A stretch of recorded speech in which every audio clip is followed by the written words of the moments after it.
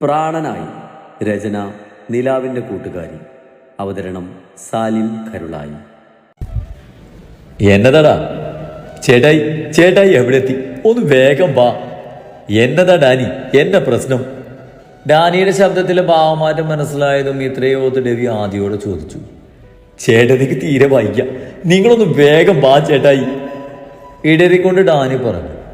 അയ്യോ എന്റെ ദേവ, അവൾക്ക് എന്നാടാ? വേദന വന്നതാ, വേഗം വാ ചേട്ടായി, എനിക്ക് പേടിയാകുന്നു. ഡാനി കരച്ചിലിന്റെ വക്കിലെത്തി നിന്നു. നീ വെച്ചോ, ഞാൻ ഇപ്പെത്തും, അവളെ ശ്രദ്ധിക്കണേ. അതും പറഞ്ഞ് ഡെവി കോള് കട്ടാക്കിയത് ഡാനി മിത്രയുടെ അമ്മ ഹോസ്പിറ്റലിലേക്ക് പോകുമ്പോൾ കൊണ്ടുപോകാൻ വേണ്ടി തയ്യാറാക്കി കൊടുത്ത ബാഗും എടുത്ത് മിത്രക്കരികിലേക്ക് ഓടി. ഡാനി, എന്റെ കുഞ്ഞ്. ചേട്ടത്തി, ചേട്ടായി ഇപ്പൊ വരും, നമുക്ക് വേഗം ഹോസ്പിറ്റലിലേക്ക് പോകാം. കുഞ്ഞിനൊന്നും പറ്റില്ല, ചേട്ടത്തി പേടിക്കല്ലേ. മിത്രയുടെ വയറിലും കയ്യിലുമൊക്കെ തലോടി ഉള്ളിൽ ആദ്യവും സങ്കടവും മറച്ചു വെച്ചുകൊണ്ട് ഡാനി പറഞ്ഞു. അവൾക്കരികിൽ അവൾ ആശ്വസിപ്പിച്ചുകൊണ്ടേയിരുന്നു. ഇടയ്ക്ക് ഡാനിയുടെ കണ്ണുകൾ അടികൊണ്ട് ആവശ്യനായി ചോരയും ഒലിപ്പിച്ച് കിടക്കുന്ന വ്യാസിലെത്തിയതും ദേഷ്യത്തിൽ പല്ലി കടിച്ചു ഡാനി. പുറത്ത് കാറ് വന്നു നിൽക്കുന്ന ശബ്ദം കേട്ടതും ഡാനി മിത്രയും കോരിയെടുത്ത് പുറത്തേക്ക് ഓടി. ദേവാ.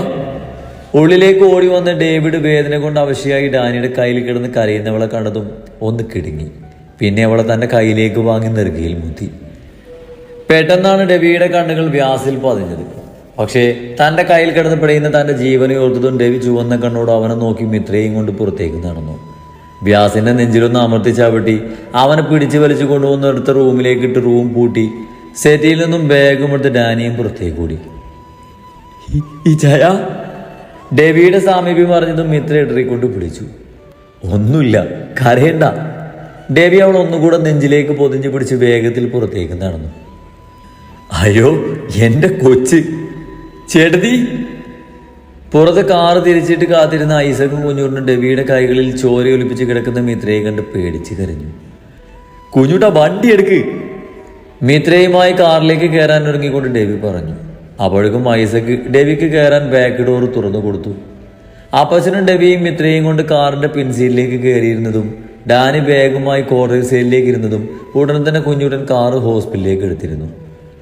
ദേവ, കരയിലെ വേദനയൊക്കെ പെട്ടെന്ന് മാറും.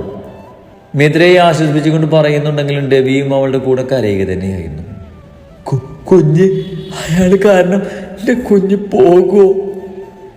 വേദനക്കിടയിലും മിത്ര കടിഞ്ഞതൊക്കെ ഓർത്തെടുത്തു അനക്കമില്ലാത്ത വയറിൽ കൈവച്ച് പേടിയോടെ പറഞ്ഞു.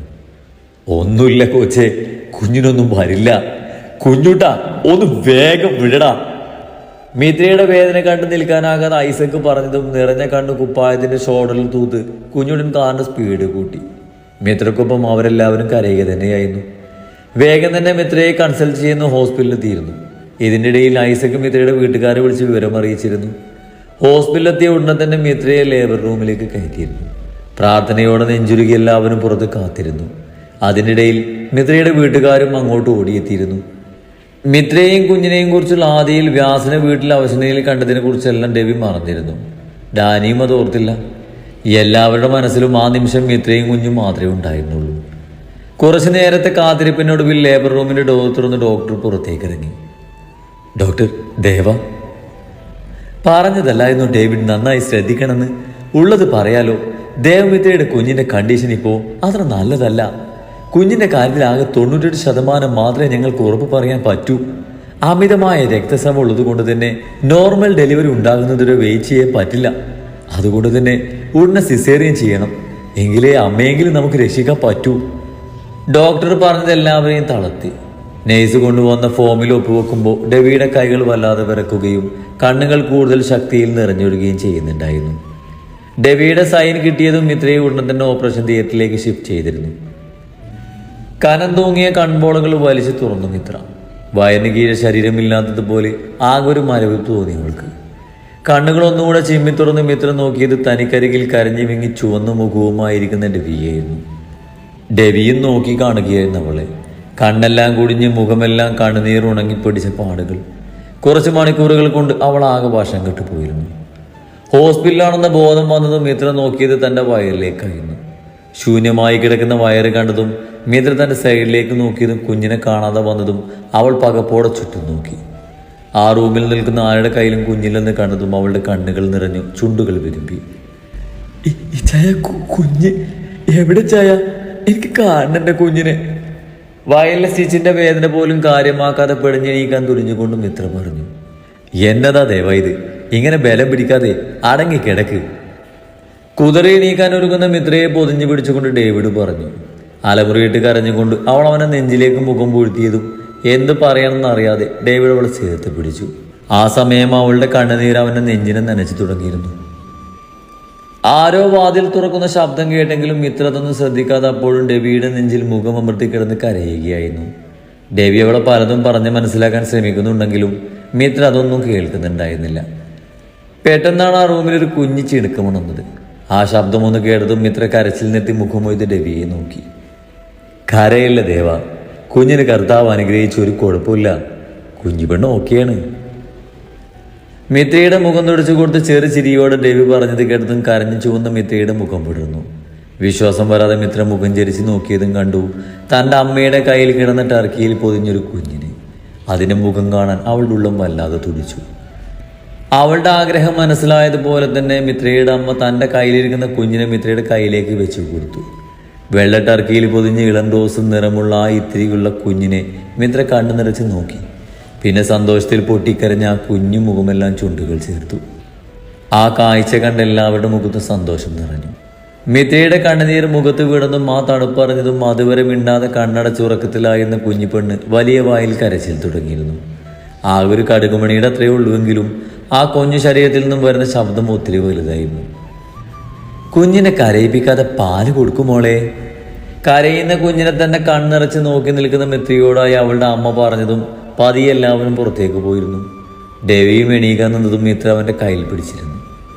പോവല്ലേ ചായ, എനിക്ക് പേടിയാ, അവൻ വീണ്ടും വരും.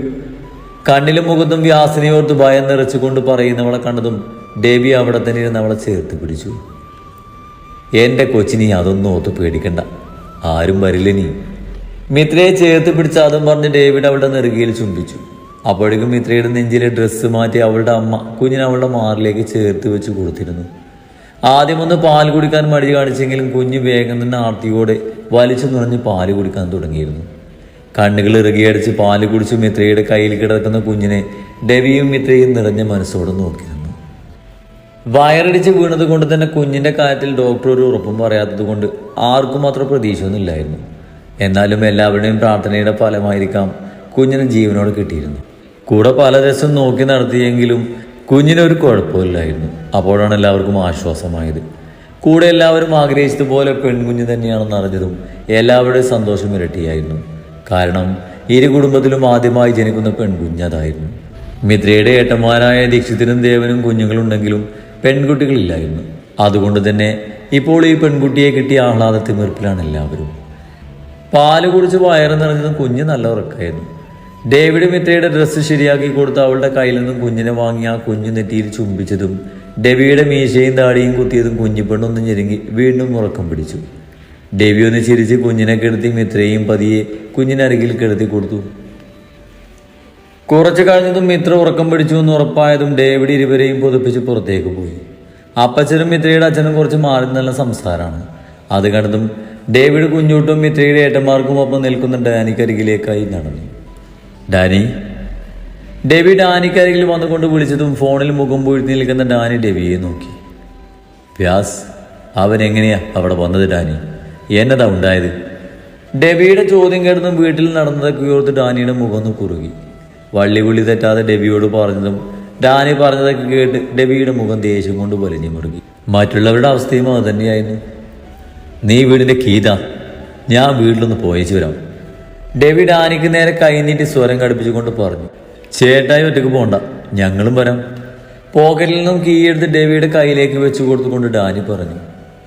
അതേ ഡെവി, നീ ഒറ്റയ്ക്ക് പോകണ്ട, ഞങ്ങളും വരാം. ഞങ്ങളെ പെങ്ങൾക്കെതിരെ ഇറങ്ങിയ നായിൻ്റെ മോനെ ഞങ്ങൾക്കൊന്ന് കാണണം. മിത്രയുടെ ഏട്ടന്മാരും ദേഷ്യത്തിൽ പറഞ്ഞു. വേണ്ട, ഞാൻ ഒറ്റയ്ക്ക് പോയാൽ മതി. ഇല്ലെങ്കിൽ ആരെയും കാണാതാകുമ്പോൾ ദേവക്ക് സംശയം തോന്നും. അതുകൊണ്ട് ഞാൻ തനിച്ച് പോയാൽ മതി. അത് പറഞ്ഞ് ഡെവി മുന്നോട്ട് പോയതും അവൻ പറഞ്ഞത് കാര്യമാക്കാതെ ഡെവിക്കൊപ്പം കുഞ്ഞോണ്ടും പോയിരുന്നു. ഡെവി അങ്ങനെ പറഞ്ഞുവെങ്കിലും അവിടെ നിൽക്കാൻ മിത്രയുടെ ഏട്ടന്മാരും തയ്യാറായിരുന്നില്ല.